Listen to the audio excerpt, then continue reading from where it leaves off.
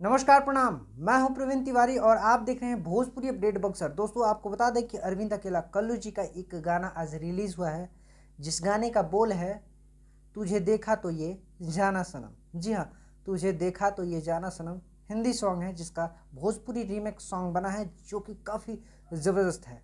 इस गाना को अपने सुरों से सजाया है आपके चहेते चॉकलेटी स्टार अरविंद अकेला कल्लू जी, और उनका साथ दिए हैं शिल्पी राज जी।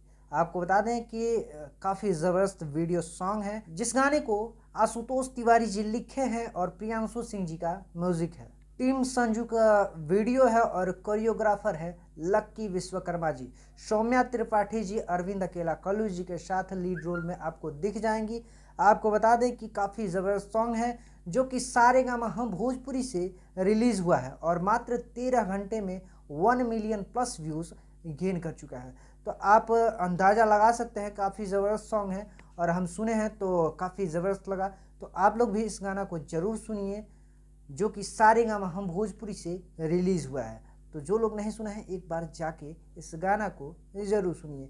आपको ये जानकारी कैसा लगा कमेंट करके ज़रूर बताइएगा। मिलते हैं अगले वीडियो में, तब तक के लिए दीजिए इजाज़त। नमस्कार।